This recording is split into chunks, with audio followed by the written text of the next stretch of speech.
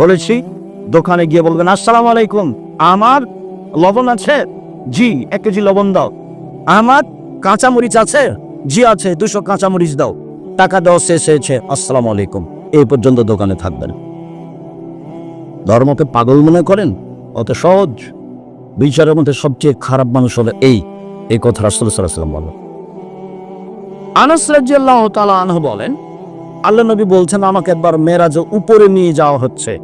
তো যেটুকুতে দেখি অনেক মানুষ, তাদের অনেক বড় বড় তামার নখ তামার, এক রসুল জিহম সুদুরাহম, মুখকে একবারে তামার নখ দিয়ে খামচে তুলে ফেলছে, বুককে একবারে তামার নখ দিয়ে খামচে তুলে ফেলছে। তখন আল্লাহ রাসূল জিবরাইল মালহলাই জিন্দালেরা কা এটি কথা ইন্নাল দাইকওয়ামে এরা কা নিজের নখ দিয়ে নিচের মুখকে ছিঁড়ে গলছে, গোশত তুলে বলছে, বুকের গোশত তুলে, এরা কারা?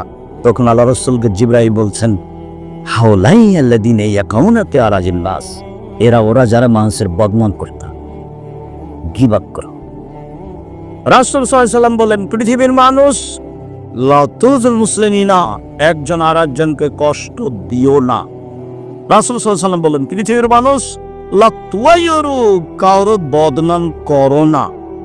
রাসূল সাল্লাল্লাহু আলাইহি ওয়াসাল্লাম বলেন ওয়ালা তাত্তাবিউ আওরাতা আখিল মুসলিম, মানুষের পিছনে লাগিও না।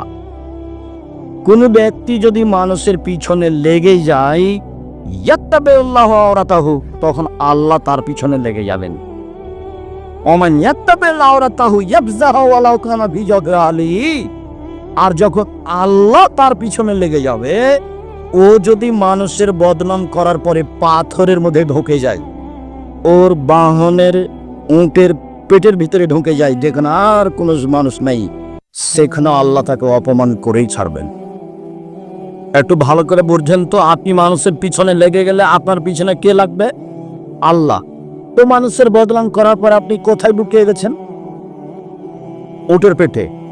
আল্লাহ রাসূল বলছেন আল্লাহ ওখানে তোমাকে অপমান করবে, ও তো এখন আর মানুষ নয়, ওকে আল্লাহ। কাজে আপনি পৃথিবীর কোথায় আছেন এটা তার ভাববার বিষয় নয়, আপনাকে অপমানই করতে হবে, এটাই বিষয়। সাবধান দিনী ভাই।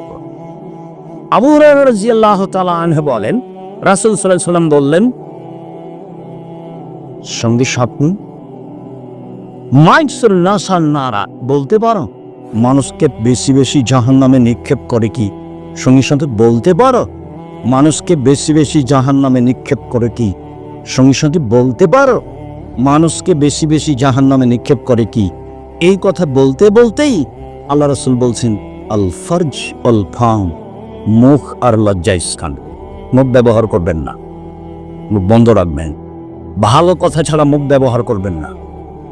সকালে কাজে যান, ফজরের সালাত আদায় করে কাজে যাবেন, কাজ শেষ করে এশার সালাত আদায় করে ঘুমিয়ে যাবেন, কথা নেই।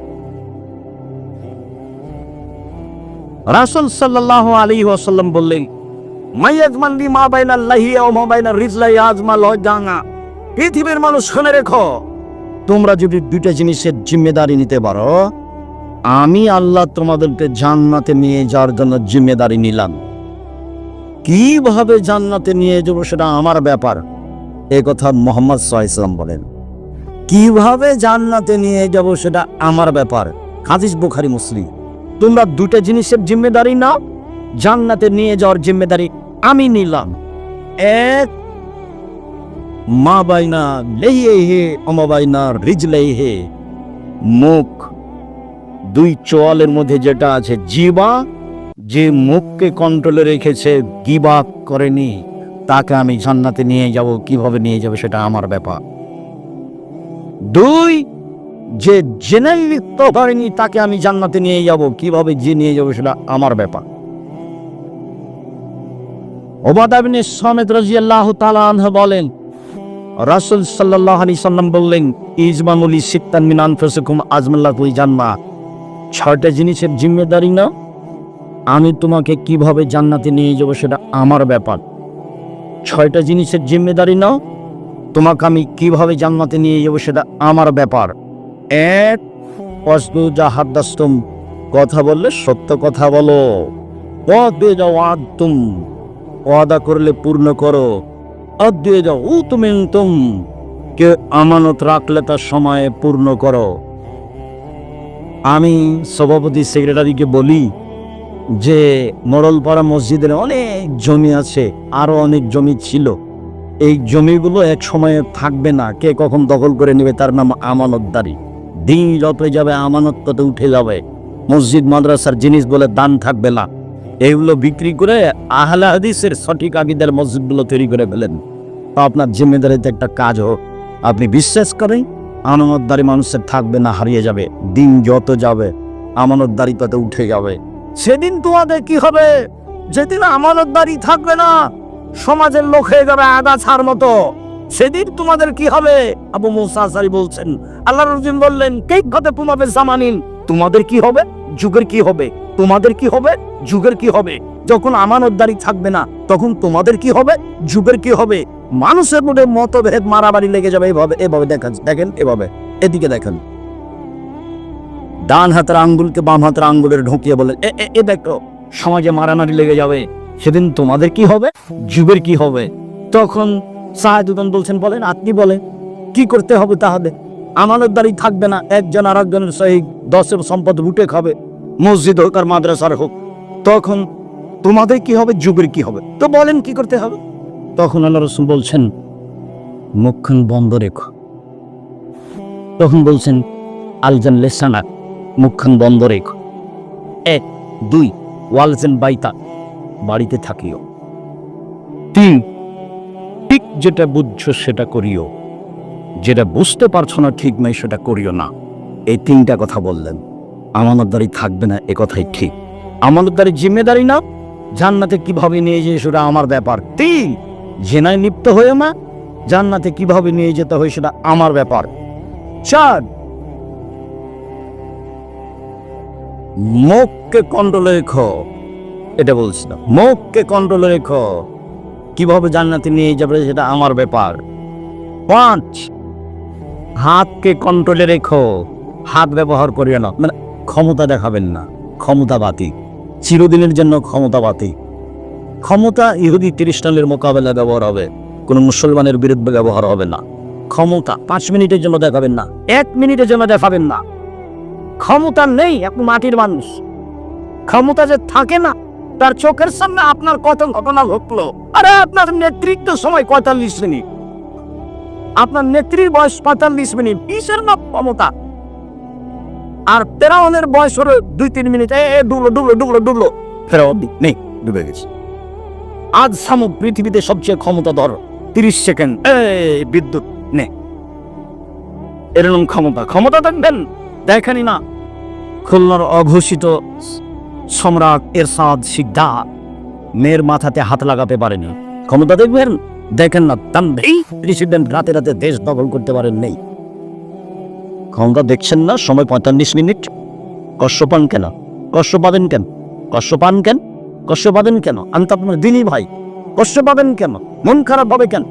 মন খারাপ হবে বলে আপনার হিত খারাপ, আপনার এত খারাপ, আপনার স্বভাব খারাপ, মন খারাপ হবে কেন? মাটির বাইরে স্মারণে যান, কারোর সাথে তর্ক বিতর্ক করতে রাজি নেই। রাসূল সাল্লাল্লাহু আলাইহি ওয়াসাল্লাম বলেন, পৃথিবীর মানুষ সত্য কথা হলে যে তর্ক ছেড়ে দিবে, আমি মুহাম্মদ সাল্লাল্লাহু আলাইহি ওয়াসাল্লাম তাকে জান্নাতে নিয়ে যাব। সত্য কথা হলে যে তর্ক ছেড়ে দিবে। আর আব্দুর রাজ্জাক সাহেব এটা বলেছেন, আরে না এটা বলেছেন, আরে না এটা বলেছেন। আসসালামু আলাইকুম, আপনারা থাকেন, আমি গেলাম। লিখতে ক্ষমা হওয়া সহজ, কিন্তু মানুষের সাথে জড়িত পাপ ক্ষমা হওয়া সহজ নয়।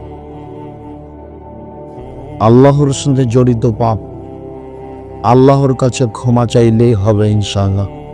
তার নাম গাফুর, খুব বেশি বেশি ক্ষমাশীল, প্রতিশোধ ছাড়াই ক্ষমা করেন যিনি, তার নাম গাফুর।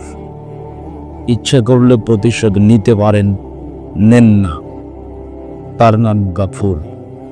ক্ষমা সহজ, কিন্তু মানুষের সাথে জড়িত পাপ ক্ষমা সহজ নয়।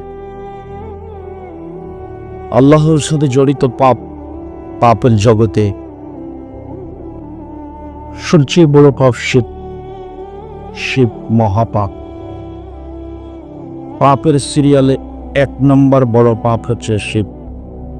আজীবন মানুষ শিরক করেছে, কবরে সিজদা করেছে, কবরের কাছে কিছু চেয়েছে, এখন বলছে, আল্লাহ আমার ভুল হয়েছে, আমি কখনোই কাজ করব না। আমি এ মর্মে স্বীকারোক্তি দিচ্ছি যে আমি ভবিষ্যতে মরা পর্যন্ত কোনোদিন শিরকের সাথে সম্পৃক্ত হব না। তুমি আমাকে ক্ষমা করো, ইনশাল্লাহ পাক ক্ষমা হয়ে যাবে। জেনা মহাপাপ। যেসব পাপের কারণে মানুষকে 100 লাথি পিটিয়ে এলাকা থেকে 1 বছরের জন্য তাড়িয়ে দিতে হয়, যেসব পাপের কারণে মানুষকে হত্যা করতে হয়, 3 শ্রেণীর মানুষকে হত্যা করতে হয়, তার 2 শ্রেণীর মানুষের বাঁচার পথ আছে। এক, বলল যে আমি কোরআন মাজিদ মানি না, বলল যে গাভীর দুধ হারাম, তাহলে সে ধর্মচ্যুত হয়েছে, তাকে সরকারিভাবে হত্যা করতে হবে, মৃত্যুদণ্ড। ফাঁসির মঞ্চে নিয়ে যাওয়া হয়েছে, তখনও বলছে আমার ভুল হয়েছে, আমার ভুল হয়েছে, আমি এই কথা ফিরিয়ে নিলাম, তাহলে তার আর ফাঁসি হবে না, বেঁচে যাবে। 2, কেসাস। আপনি আমাকে হত্যা করেছেন, আমার বাপ মা আপনাকে হত্যা করে নিবে, এ কথাই ঠিক, তার নাম কেসাস। সরকারিভাবে আপনাকে ফাঁসির মঞ্চে নিয়ে যাওয়া হয়েছে, তখন আমার বাপ মা বলছে না না আমরা কেসাস নিব না, মাফ করে দিলাম, মাফ করে দিলাম, তখন আপনার আর ফাঁসি হবে না, আপনাকে ফাঁসির মঞ্চ থেকে নামিয়ে নেওয়া হবে, তবে অপরাধ ছিল হত্যার যোগ্য। 3, বিবাহ করার পরে যদি মানুষ জেনায় লিপ্ত হয়, তাকেও হত্যা করতে হবে ইট ঢেল পাথর দিয়ে। পৃথিবীতে এমন কোনো পথঘাট নেই যেই পথঘাট দিয়ে তাকে বাঁচানো যেতে পারে, পৃথিবীতে কোনো পথই নেই। বিবাহ করার পরে যারা জেনায় লিপ্ত হয়েছে তাদেরকে শরী বিধান তাকে হত্যা করতে হবে, এছাড়া দুনিয়াতে কোনো পথঘাট নেই। মহাপাপ আল্লাহ ইচ্ছা করলে ক্ষমা করতে পারেন, মানে অনেক বড় পাপ, এরপরেও আপনি আল্লাহর কাছে ক্ষমা চান, দৃঢ় বিশ্বাস রাখবেন যে বিচার হয়নি, পাপও কেউ জানে না, আপনি ক্ষমা চান, ক্ষমা হয়ে যাবে ইনশাআল্লাহ। কেন? এই পাপ তার সাথে জড়িত। একটা মানুষের গীবাত করেছেন, দোকানপাটে বসে বললেন অমুক চেয়ারম্যান খুব খারাপ, বদরে বড়া, এখন আপনি ওর জন্য ক্ষমা চান, কাবা ঘরে চলে যান, গিলাত ধরে মরা পর্যন্ত ক্ষমা চান। যদি চেয়ারম্যান খারাপ এই কথাটার পাপ মরা পর্যন্ত কাবা ঘরের গিলাত ধরে কান্নাকাটি করে যদি ক্ষমা হয়ে যায়, তাহলে ইসলাম ধর্ম মিথ্যা। নাউজুবিল্লাহ। ইসলাম ধর্ম মিথ্যা নয়, আপনার পাপ ক্ষমা হবে না। যার বদনাম করেছেন তার হাত ধরে ক্ষমা নেন। বদনাম করেছেন একজনের আর ক্ষমা করবেন আল্লাহ, তখন আল্লাহ হয়ে যাবেন জালেম, অত্যাচারী। আল্লাহ নিজে বলছেন ইন্নী হারামতু যুলমা আলাইয়া, আমি আল্লাহ নিজের উপরে জুলুমকে হারাম করেছি, তুমি অপমান করেছ তাতে আর ক্ষমা করব আমি, এমন কাজ আমি আল্লাহ করি না। তুমি জুলুম করেছ তার উপরে আর ক্ষমা করব আমি, এমন কাজ আমি আল্লাহ করি না। এমন কাজ করলে আমি আল্লাহ জালেম হয়ে যাব, আমি আল্লাহ নিজের উপরে জুলুমকে হারাম করেছি, তার নাম গীবাত। মনে রাখা ভালো হবে যে যেসব পাপের কারণে সরাসরি জাহান্নাম ঘোষণা হয়েছে তার নাম গীবাত, পরনিন্দা। সুদ মহাপাপ, এ কথাই ঠিক। আরো অবাক যে পাপের জগতে সুদের পাপের যেই ভাষা উল্লেখ আছে, পৃথিবীতে আর কোনো পাপের ভাষা ওইভাবে উল্লেখ নেই। আগে ভাষাটা শোনাই। রাসূল সাল্লাল্লাহু আলাইহি ওয়াসাল্লাম বলেন, না ইয়াকুলু দিরহাম রিবা ওয়া ইয়ালাম আসাদ্দু মিন সিকাতি ওয়া সালাসিনা জিনিয়া, কে গেলি জেনে শুনে 1 টাকা সুদ খাই, 36 বার জেনা করে যত পাপ হবে 1 টাকা সুদ খেলে তার চেয়ে বেশি পাপ হবে। তিনি বলেন আর রিবা সাবুনা জুজান আইশতর আইন করো জলে মাহু, সুদের পাপের 70টি ভাগ রয়েছে, ছোট থেকে বড়, বড় থেকে ছোট। তার সবচেয়ে ছোট পাপ হলো সুদের পাপ। মার সাথে জেনা করলে জানেন পাপ হয়। শিব মহাপাপ, তবে ভাষা এমন না। পৃথিবীর দ্বিতীয় মহাপাপ বাপ মায়ের অবাধ্য চলা। ভুলেও কোনোদিনই বাপ মায়ের বিরুদ্ধে যাবেন না, ভুলেও কোনোদিনই সহজে বইয়ের নামে অ্যাকাউন্ট খুলবেন না। বাপ মায়ের নামে খুলবেন দেশ বিদেশে আছে। বাপ মা যদি রাগ করে চলেও যায়, যারে কোথায়, ওর নাম বা আর এর নাম মা। আর বইয়ের নামে টাকা পয়সা বেশি হলো, অন্য জায়গায় বিবাহ বসলে সবই গেল। চাপাই নবাবগঞ্জের ভাষাতে আমও গেল, ছালাও গেল, কাঁদতে কাঁদতে দিক চট্র গেল। পৃথিবীর দ্বিতীয় মহাপাপ বাপ মায়ের অবাধ্য চলা, কিন্তু ভাষা এমন নাই। পৃথিবীর তৃতীয় মহাপাপ মিথ্যা সাক্ষী। ঢাকা কেন্দ্রীয় কারাগারে 20 বছর 30 বছর থেকে কতগুলো মানুষ জেলে আছে, ও নিজেই জানে না আমি কেন জেলে। জজ জানে না ঘটনা কি, উকিল জানে না ঘটনা কি, সাক্ষী জানে না ঘটনা কি। দলীয় দাপটে সাক্ষীকে বলেছে 1 লক্ষ টাকা দিব, তুই বলবি জজের সামনে আমি নিজ চোখে মারতে দেখেছি। যার কথা বলছে সে সেদিন ঢাকাতেই ছিল না, ছিল রংপুরে। এর নাম মিথ্যা সাক্ষী। পৃথিবীতে তৃতীয় মহাপাপ মিথ্যা সাক্ষী। মিথ্যা সাক্ষীর কারণে বহু মানুষ জেলে আছে, ও নিজেই জানে না আমি কেন জেলে। ঘটনা কি? আমি তো ঘটনার সাথে জড়িত নই। জজ জানে না ঘটনা কি, উকিল জানে না ঘটনা কি, সাক্ষী জানে না ঘটনা কি। শুধুমাত্র যে তৈরি করেছে সেই জানে ঘটনা কি। তার নাম দলীয় দাপট, যেটার সাথে আপনি খুব ভালোভাবে জড়িত, যার বাস্তবতা আপনার খুব ভালোভাবে জানা আছে। আমার চেষ্টা তখন আপনি ভালো বুঝেন, এ কথা আমি বিশ্বাস করি। আপনার বুদ্ধি বিবেককে আমি প্রাধান্য দিই, এ কথাও আমি জানি। সম্মানিত দিনী ভাই বোন, পৃথিবীর তৃতীয় মহাপাপ মিথ্যা সাক্ষী, কিন্তু ভাষা এমন অবাক ভাষা। সুদের পাপের যে ভাষা আল্লাহর নবী উল্লেখ করেছেন, পৃথিবীতে এমন কোনো পাপ নাই যেই পাপের ভাষা সুদের পাপের মাঝখানে। মানুষ করতে মহাপাপ, ভাষা এমন নাই। 1 টাকা সুদ খাই যদি জেনে শুনে 36 বার জেনা করলে যা পাপ হবে, 1 টাকা সুদ খেলে তার চেয়ে বেশি পাপ হবে।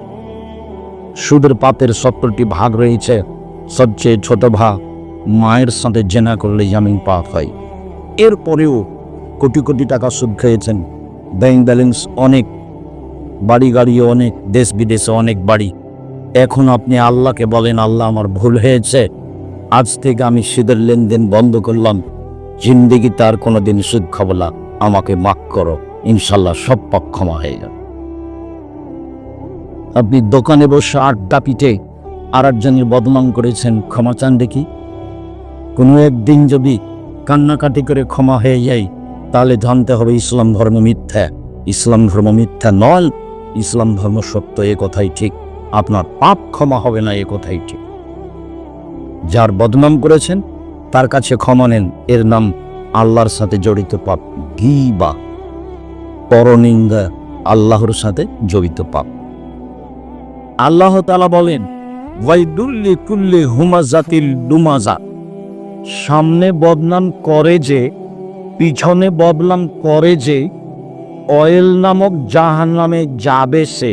আল্লাহ বলেন, সামনে বদনাম করে যে, পিছনে গীবাত করে যে, ধ্বংস সুনিশ্চিত সে। সে অয়েল নামক জাহান্নামে চলে গেছে। গীবা। আল্লাহ তাআলা বলেন, ইয়া আইয়ুহাল্লাযীনা আমানু ইজতানিবু কাসীরাম মিনাজ যান। পৃথিবীর মানুষ যারা আল্লাহকে বিশ্বাস করো, রাসূলকে বিশ্বাস করো, পরকালকে বিশ্বাস করো, তোমরা মানুষের প্রতি খারাপ ধারণা করো না।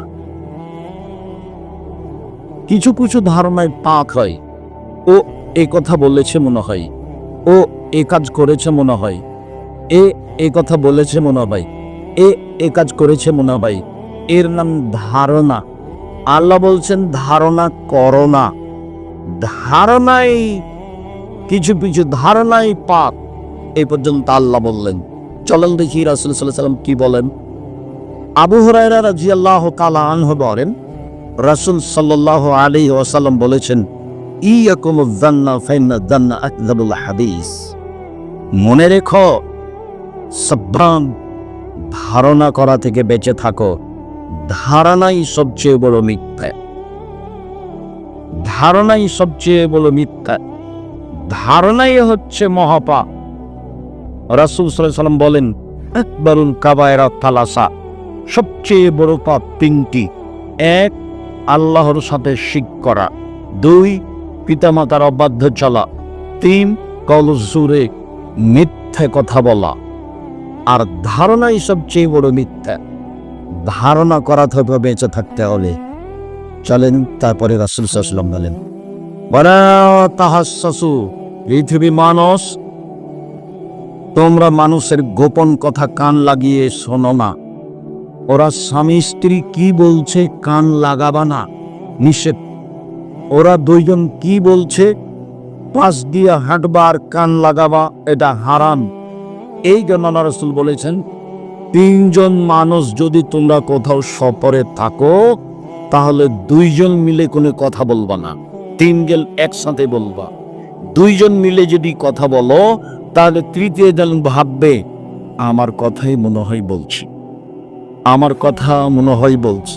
পাশ দিয়ে হাঁটবে, কাজ টাজ করবে আর কান লাগিয়ে রাখবে।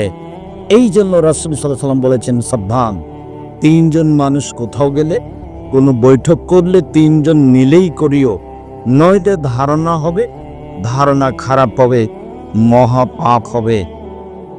তোমরা মানুষের গোপন কথা কান লাগিয়ে শোনো না।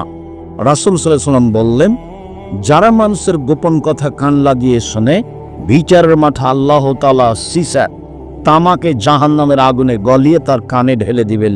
হাদিস বুখারী মুসলিম। মানুষের গোপন কথা কান লাগিয়ে শোনা হারাম, মহাপাপ। যারা আমার সামনে আছে তারা অবগত হচ্ছেন, সময়ের গতিতে মিডিয়ার মাধ্যমে অবগত হবেন ইনশাআল্লাহ। যদিও মিডিয়াকে আমি পছন্দ করি এই জন্য যে মিডিয়ার মাধ্যমে আমরা সারা পৃথিবীর বিভিন্ন জায়গায় যেতে পারি, তবে ঘৃণাও করে এই জন্য যে তারা একটা মানুষের কোন কথা বলতে হবে আর কোন কথা বলতে হবে না এইটা তাদের বিবেচনা থাকে না, তার নিজের উদ্দেশ্যই বিবেচনা থাকে। এর ফলাফল ভয়াবহ। একটা মানুষের যেই কথা বলা হবে না, বললে অপছন্দ করবে, সেটাই গীবত আসছে একটু পরে, বুখারী মুসলিম। তখন কি হবে? তাহাজ্জুদ পড়লাম, ফলাফল টিকলো না। হজ করলাম, উমরা করলাম, ফলাফল টিকলো না। রাসূল সাল্লাল্লাহু আলাইহি ওয়াসাল্লাম বলেন, ওয়ালা তাজাসসু, পৃথিবীর মানুষ, তোমরা মানুষের দোষ ত্রুটি উদ্ঘাটন করো না। মানুষের দোষ ত্রুটি উদ্ঘাটন করা হারাম। এটা আল্লাহর আদেশ, রাসূলের আদেশ। রাসূল সাল্লাল্লাহু আলাইহি ওয়াসাল্লাম বলেন, মান সাতারা মুসলিমান সাতারাহুল্লাহু ফিদ দুনিয়া ওয়াল আখিরা। কেউ যদি মানুষের দোষ ত্রুটি ঢেকে রাখে তাহলে আল্লাহ তার দোষ ত্রুটি ইহকালও ঢেকে রাখবেন, পরকালও ঢেকে রাখবেন। আর এখন আপনার দলীয় দাপটের গতি বিধি যা, তা 40 বছর পূর্বে যদি সে কোনো অন্যায় পাপ করে থাকে তাহলে আপনি সেটা জাতির সামনে পেশ করে তাকে খাটো করছেন, তার নাম দলীয় দাপট। লাভ হবে না। মানুষ মানে বুঝেন, মাটির তৈরি, কোনো দাম নাই, 5 টাকা দাম না। আবার আল্লাহ তুচ্ছ দোষ, আরে তুমি তো শুকর পিঠের তৈরি, যার গন্ধ আছে, তোমার আবার কি দাম আছে? তুমি মরলেই শেষ। এত ক্ষমতাই কেন? এত জেল হাজত কেন? এত মারামারি কেন? এত চাঁদাবাজি কেন? এত দাগাবাজি কেন? এত রাহাজানি কেন? এত অন্যায় কেন? এত অবিচার কেন? দিন মসজিদ ব্রেক হবেন, মানুষের বাড়িতে কিষান কামলা দিয়ে খান, এই ক্ষমতা কেন? যা দিয়ে টিকা যায় না, যা দিয়ে মুহূর্তের মধ্যে অপমান নেমে আসে, যা আপনি জানেন। সম্মানিত দিনী ভাই ভাই, মানুষের দোষ ত্রুটি মানুষ যদি লুকিয়ে রাখে তাহলে তার ফলাফল কেমন একটু আগে বলি, তারপরে এই বিষয়ে আবার একটু কথা বলছি। বিচারের মাঠে আল্লাহ তাআলা একজন লোককে তার বাহু দিয়ে এইভাবে ঘিরে নেবেন, কাউকে দেখতে দিবেন না। আমার দিকে লক্ষ্য করে এইভাবে তাকে অন্তরাল করে নেবেন আল্লাহ নিজে, দিয়ে তার আমলনামাটা কার সামনে তুলে ধরবেন, দেখো তো এই পাপগুলি কি তোমার? আল্লাহ বলবে, তখনও বলবে জি হ্যাঁ, এগুলি আমার পাপ, কাউকে দেখতে দিবেন না আল্লাহ। তারপরে আল্লাহ বলবেন, তুমি কি মনে করো আমার ফেরেশতারা এটা অন্যায় লিখেছে? না না না, জি না, আমি এটা বলিলাম যে ফেরেশতারা এটা অন্যায় লিখেছে। তখন আল্লাহ বললেন, তুমি কি আমাকে কিছু বলতে চাও? তোমার কোনো ওজর আপত্তি আছে? তখন লোকটি বলবে, জি না, আমার কোনো ওজর আপত্তি নেই। তখন আল্লাহ বলবেন, শোনো, তোমার একটা স্বভাব ছিল মানুষের দোষ ত্রুটি ঢেকে রাখ। কোন সময় তুমি মানুষের সমাজে অপমান করতে চাইতে না। মানুষের দোষ গোপন রাখা এটা তোমার অভ্যাস ছিল। তুমি মানুষের দোষ ত্রুটি গোপন রাখতে পারো, আর আমি আল্লাহ তোমার পাপ গোপন রাখতে পারি না। যাও, তোমার বিচার হবে না, তোমার সব পাপ ঢেকে দিলাম, জান্নাতে চলে যাও। হাদিস সহিহ দেখেন, বের হওয়ার সময় তো উপদেশ বইটা নিয়ে যাবেন। প্রথম আলোচনাকে হাদিস আছে, বই আপনার জন্য লিখেছিলাম। জাতির যদি রাস্তাঘাট করে দিতে না পারি, জাতির যদি স্কুল কলেজ করে দিতে না পারি, জাতিকে চূড়ান্ত সঠিক ধর্ম দিতে পারবো ইনশাআল্লাহ। ধর্মের ব্যাপারে জাতিকে ফাঁকি দিয়ে পরকাল হারাতে রাজি নয়। সম্মানিত দিনী ভাই বোন, আমি আপনার পাশে থেকে রাসূল সাল্লাল্লাহু আলাইহি সাল্লামের কথা, আল্লাহর কথা আপনার সামনে পেশ করতে চাই। এ দিয়ে আপনাকে আমি পরকালমুখী করতে চাই। আল্লাহ, তুমি সর্বশক্তিমান, তুমি ব্যবস্থা করো। আল্লাহ নাম। সম্মানিত দিনী ভাই বোন, রাসূল সাল্লাল্লাহু আলাইহি সাল্লাম মানুষের দোষ ত্রুটি ঢেকে রাখার চেষ্টা করতেন। কিভাবে চেষ্টা করতেন এটা একটু দেখাই। বুখারী মুসলিম থেকে। এক খেয়ালে চেয়ে থাকবেন, বেখেয়াল হবেন না। ঘুম আসলে সরে বসলে। আমার দিনী বন্ধের বলছি, মসজিদে এসেছেন, গল্প করবেন না। সাবধান। বাড়িতে গল্প করেছেন, রাস্তায় গল্প করতে করতে এসেছেন, মসজিদে এসে গল্প করবেন না। চুপচাপ বসে থাকেন। মহিলা মানুষ, দৌড়িয়ে বেড়াচ্ছেন সারাদিন, শান্ত শক্ত নয়, নইলে বুঝতে পারতেন স্ত্রী কাকে বলে। দিনরাত বলেছি, চোখ যেভাবে ঘুরে বউ সেভাবে চলে, তার নাম স্বামী, তার নাম ক্ষমতা।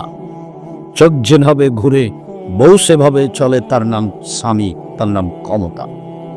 যা বলে মেয়ে তাই মানে, তার নাম বাপ, তার নাম ক্ষমতা। একাধিকবার বুখারী মুসলিমের হাদিস টেস্ট করেছি যে আপনার মেয়ে তো ক্লাস 10-এ পড়ে। ক্লাস 10-এ কেন? 10 ছেলের মা হলো, তাকে পিটিয়ে দিবেন। হাদিস বুখারী মুসলিম, তার নাম বাপ। বাপের কাছে বেটি কোনোদিন বড় পায় না। একাধিক হাদিস, তার নাম বাপ। বিবাহ দিয়ে দিয়েছে, তবে সংশোধন করবে, তার নাম বাপ। নাতি নাতিন সামনে নিয়ে এসেছে, সাথে নিয়ে এসেছে, নাতিও 4-5 জন, নাক নিয়ে 4-5 জন, তারপরে বাপ মেয়েকে পিটিয়ে দিবে, তার নাম বাপ। হাদিস বুখারী মুসলিম। সম্মানিত দিনী ভাই বোন, চুপচাপ বসে থাকেন। ঘুম আসলে স্থান পরিবর্তন করার চেষ্টা করবেন। রাসূল সাল্লাল্লাহু আলাইহি সাল্লাম কিভাবে মানুষের দোষ ঢেকে রাখতেন তা আপনার সামনে পেশ করছি। একজন লোক এসে বলছে, তাহিরনি ইয়া রাসূলুল্লাহ, আল্লাহ রাসূল আমাকে পবিত্র করেন। আল্লাহ রাসূল বলছে, মির্জে, বাড়ি ফিরে যাও, আস্তাগফিরুল্লাহ, আল্লাহর নিকটে ক্ষমা চাও, অতুব ইলাইহি, তওবা করো, তোমার পাপ ক্ষমা হয়ে গেল। অবাক কথা। আল্লাহ রাসূল বললেন, কেন পবিত্র করব? কি হয়েছে? ঘটনা কি, বলো আমাকে। এ কথা বলছেন না। লোকটা এসে বলছে, আল্লাহর নবী আমাকে পবিত্র করুন। আল্লাহ রাসূল বলছিল, তুমি বাড়ি ফিরে যাও, ক্ষমা চাও, তওবা করো, পাপ ক্ষমা হয়ে যাও। লোকটি আবার ফিরে এসে বলছে, আল্লাহ রাসূল আমাকে পবিত্র করে। তখন আল্লাহ রাসূল বলছেন, বাড়ি ফিরে যাও, ক্ষমা চাও, তোমার পাপ ক্ষমা হয়ে যাবে। লোকটি চলে গেল। একটু গিয়ে আবার ফিরে এসে বলছে, আল্লাহ রাসূল আমাকে পবিত্র করে। আল্লাহ রাসূল বলছেন, তুমি বাড়ি ফিরে যাও, আল্লাহর কাছে ক্ষমা চাও, তোমার পাপ ক্ষমা হয়ে যাবে। লোকটি চলে গেল। আবার একটু গিয়ে ফিরে এসে বলছে, আল্লাহ রাসূল আমাকে পবিত্র করেন। তখন আল্লাহ রাসূল বলছেন, আবেহি জনন, লোকটা কি পাগল? আর আমি বলছি, তুমি চলে যাও, তুমি ক্ষমা চাও, তোমার পাপ ক্ষমা হয়ে যাবে, তুমি বারবার ফিরে আসো কেন?